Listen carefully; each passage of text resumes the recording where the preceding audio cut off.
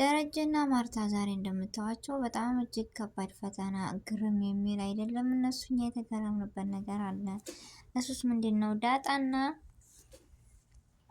ኤቢኤል እንዳለ እያያችሁት ነገር በጣም እጅግ የሚያስገርም ነው። ከማን ነው የሚለው ነገር እጅግ ያስጨንቃል። ከማን ይመስላችኋል? እንዴትስ በአንድ ሊሆን ቻለ? እውነት እርግዝና ነው ወይስ ምንድን ነው?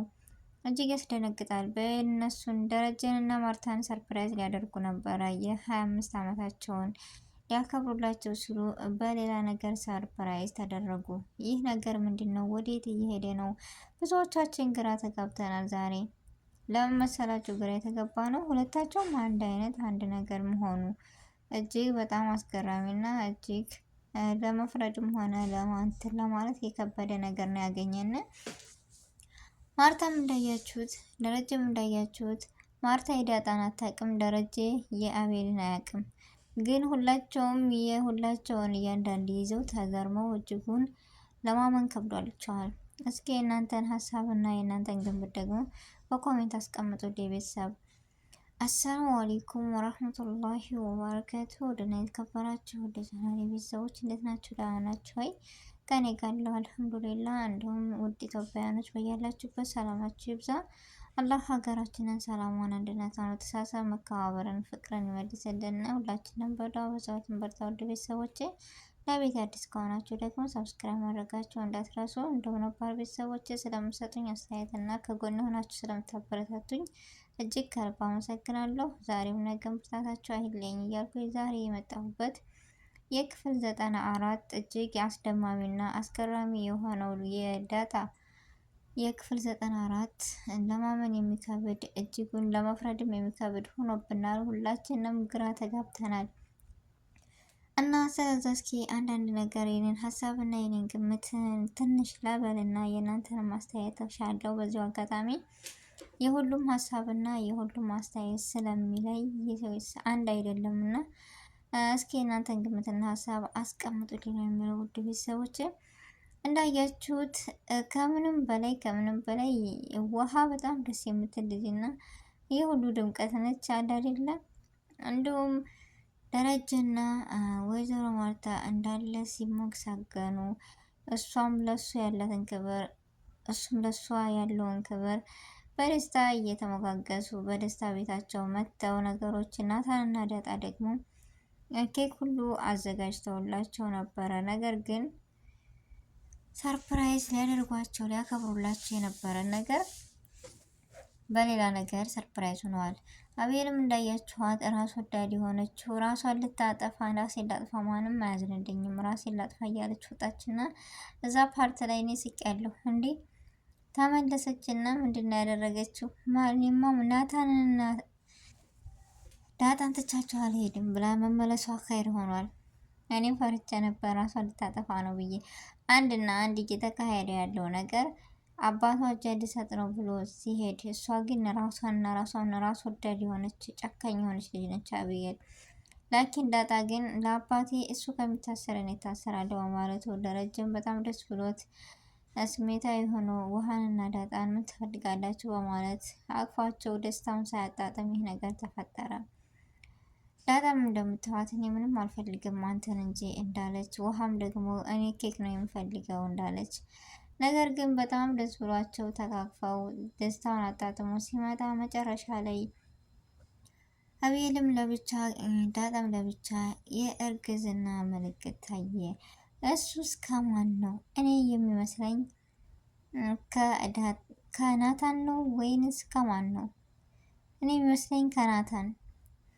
እነዚህ እንጃ ወይዘሮ ሜላትና ወይዘሮ ማርታና እንዲሁም አቶ ደረጀ ከማንስ ብለው ሊወስኑ ይችላሉ። ናታን አሁን ላይ ምን አይነት ነው ያለበት?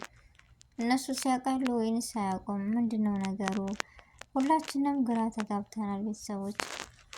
ላኪን ደግሞ በዚሁ አጋጣሚ ሊልበት የሚችለው ምንድን ነው? አብየል ወንጀል ሰርታ እጇን አለመስጠቷ አንድና አንድ ትልቅ ስህተት ነው ብዬ እኔ ራሴን አሳምናለሁ። ለምን ወንጀለኛ ቤት ተቀምጦ ምንም ወንጀለኛ መታሰር አለበት፣ እጇን መስጠት አለባት የምትሉ በእኔ ሀሳብ ተስማማላችሁ ወይንስ እሷ እጇን ሰጥታ ህይወትን መማር አለባት።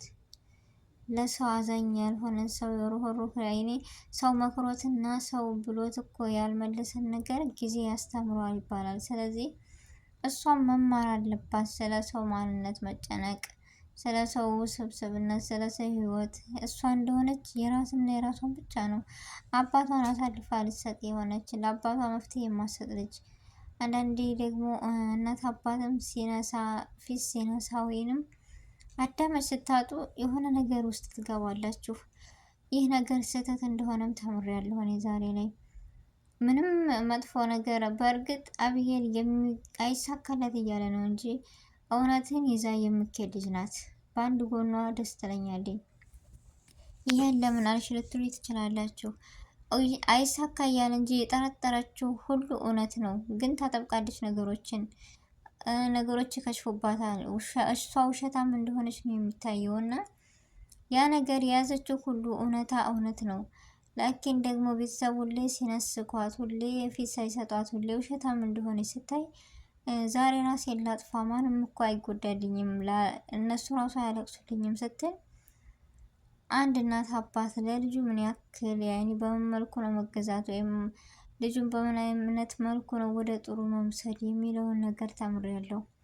ለእናት አባት ለልጆች ትልቅ ዋስትና የጥፋማ ያኔ ጥሩ ነገር መጥፎን በመጥፎ ሳይሆን መጥፎን በበጎነት የሚቀይር ነገር ነው ብዬ አስባለሁ። ቤተሰቦቼ እናንተስ ምን ትላላችሁ? ብቻ ያም ሆነ ያ የዛሬ እኔ ግርም ያለ ነገር የአብዬና ዳጣ ነገር እጅግ በጣም ነው የሚያሳዝነው፣ እጅግ በጣም ነው የሚከብደው። እንዳያችሁት ሁላቸውም በጣም ተገርመው እና በጣም አዝነዋል። ይህ ነገርስ ማን ብለው ይጠረጥሩ ይችላሉ? ቤት ያለው አኬድ አንድ ናታን ነው። ከናታን ይመስላችኋል ወይንስ ከማን ነው? እጅጉን በጣም አስፈሪ የሆነና መጨረሻውን እስከምናይ የጓጓ ማን ነው? እንደኔ ቤተሰቦችን እኔ በጣም ነው የጓጓሁት ለማየት ሁለት ባንድ። ከዛ በቃ በጣም ከባድ ለመፍረድም የሚያቅት ለማየት ራሱ እኔን ከብዶኛል። እና ብቻ የሚሆን ያ ቤተሰቦቼ የዳጣ ድራማ እጅግ በጣም አስተማሪ እና እጅጉን ደስ የሚል ድራማ ነው። ውድ ቤተሰቦቼ መጥፎንና ጥሩን ጎን የያዘ እናትና አባትን ስለ ልጅ ሁሉ ነገር የያዘ ነው እና በጣም ደስ ይላል። እኔ በጥሞና ነው የምከታተለው በደስታ በፍቅር። እናንተም ብትከታተሉት ትምህርት ታገኙበታላችሁ። እላለሁ ውድ ቤተሰቦች ባላችሁ ጊዜ ሌላ ቦታ ከሚሄዱ እንደዚህ አይነት ነገሮችን ትምህርት አዘሎች የምትከታተሉ ደስ ይለኛል። እና ቪዲዮ ከወደዳችሁት ላይክ፣ ሼር፣ ሰብስክራይብ ማድረጋችሁ እንዳትረሱ። በአዲስ ቪዲዮ እና በአዲስ ርዕስ እስከምንገናኝ ድረስ ሀሳባችሁንም ግምታችሁንም በኮሜንት አሳውቁኝ። ጥፋት ካለ እራሙኝ። ውድ ቤተሰቦቼ በያለንበት የዓለም ዳርቻ ሰላማችን ይብዛ። አሰላሙ አለይኩም ወራህመቱላሂ ወበረካቱ።